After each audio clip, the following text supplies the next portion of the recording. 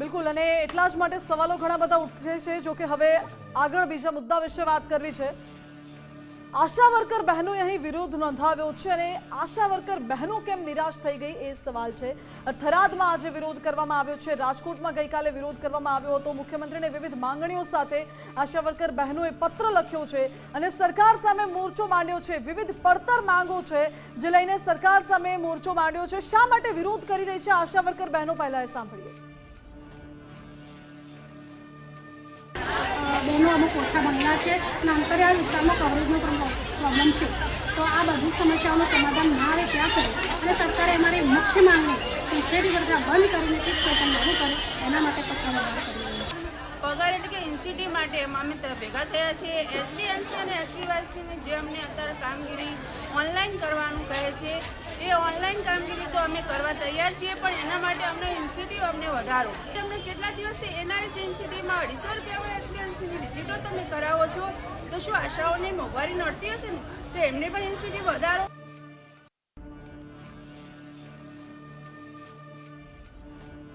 આ તરફ થરાદમાં વિરોધ કરવામાં આવ્યો છે। અંતરિયાળ વિસ્તારોમાં નેટવર્ક ન આવતા એન્ટ્રી કરવામાં મુશ્કેલી થાય છે। બીએલઓ સહિતની તમામ કામગીરી કરવામાં આવે છે। કાયમી કરો, ઘણી બધી માંગો છે। સ્માર્ટફોન અને રિચાર્જ મોંઘા છે, નજીવા પગારમાં પરવડતું નથી એવું પણ મહિલાઓનું કહેવું છે। બીજી બાજુ રાજકોટમાં પણ ગઈકાલે આશા વર્કર બહેનોએ વિરોધ નોંધાવ્યો હતો અને પડતર માંગણીઓને લઈને મહિલાઓમાં રોષ જોવા મળ્યો હતો।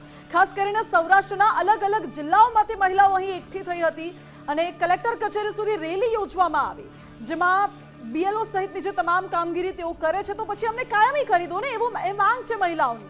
સરકારી કર્મચારીની જેમ અમને પણ તમામ લાભ આપો, જે લાભ દરેક સરકારી કર્મચારીને મળે છે। ઓનલાઈન કામગીરી માટે મોબાઈલની સુવિધા તમે કરી આપો। મહિલાઓની આ પ્રકારની ઘણી બધી માંગો છે। શા માટે વિરોધ નોંધાવવામાં આવ્યો, કલેક્ટર સમક્ષ શું માંગ કરાઈ એ પણ સાંભળીએ।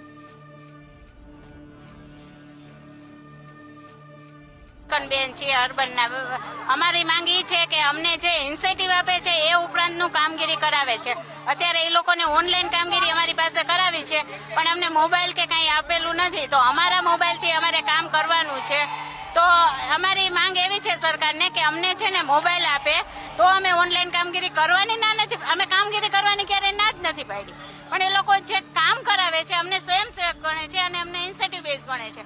તો એ લોકોએ જે કામગીરી આપવી છે એનું પહેલા ઇન્સેન્ટિવ મહેનતાણું અમને આપવું જોઈએ, નક્કી કરવું જોઈએ। આજે અમે કેટલા વર્ષથી આ પીએમવીવાયની કામગીરી કરીએ છીએ, પણ ઓનલાઈન કામગીરી કરીએ છીએ, પણ અમને એક પણ રૂપિયો હજી મળ્યો નથી। 2022થી અમે આ કામગીરી કરીએ છીએ, પણ એક પણ રૂપિયો અમને હજુ સુધી મળ્યો નથી ઓનલાઈન। એટલે આંગણવાડી બહેનોનું એવું કહેવું છે કે 2022થી અમે તમામ પ્રકારની જે કામગીરી અમને સોંપવામાં આવે એ અમે કરી રહ્યા છે, પરંતુ હજુ સુધી જે લાભ મળવા જોઈએ લાભ નથી મળતા। સંવાદદાતા ગૌતમ જોડાઈ ગયા છે અમારી સાથે। ગૌતમ, સૌરાષ્ટ્રમાં અલગ અલગ જિલ્લાઓમાંથી મોટી સંખ્યામાં આશા વર્કર બહેનો અહીં એકઠી થઈ હતી, વિરોધ નોંધાવવામાં આવ્યો। વાવ થરાદમાં પણ વિરોધ નોંધાવવામાં આવ્યો છે। શહેરે શહેરે આશા વર્કર બહેનોનો વિરોધ જોવા મળી રહ્યો છે। શું માંગ છે તેમની?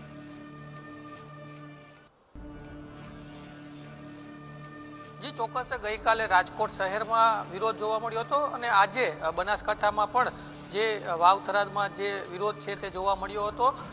આશા વર્કર જે બહેનો છે, જે આંગણવાડી ચલાવે છે અને સાથે સાથે અન્ય સરકારી કામકાજ પણ કરે છે, તેમની વર્ષોથી ઘણી બધી માંગણીઓ છે કે જેને લઈને તેઓ આ વિરોધ કરી રહ્યા છે। તેમની જે માંગણીઓ છે તેમાં હાઈકોર્ટ દ્વારા પણ એવું કહેવામાં આવ્યું છે કે જે બહેનોના જે પગારો સહિતના જે નિયમો છે તેમાં સુધારા કરવાની જે વાત છે તેને લઈને પણ એક વિરોધ હતો કે જે હાઈકોર્ટ દ્વારા જે સૂચનો કરવામાં આવ્યા છે તેનું સરકાર પાલન કરે। આ ઉપરાંત જે બીએલઓની કામગીરી છે તે પણ તેમની પાસે કરાવવામાં આવે છે અને આ ઉપરાંત જે ઓનલાઈન જે કામ છે તે મોબાઈલથી કરાવવામાં આવે, આ પ્રકારની અલગ અલગ વળતરમાં વધારો કરવામાં આવે, આ તમામ પ્રકારની અલગ અલગ જે આશા વર્કર બહેનો છે તેમની માંગ છે ને આ માંગને લઈને તેમના દ્વારા આ વિરોધ છે તે નોંધવામાં આવી રહ્યો છે અને ફરી એક વખત પણ આ જ પ્રકારનો વિરોધ તેમના દ્વારા નોંધવામાં આવ્યો હતો।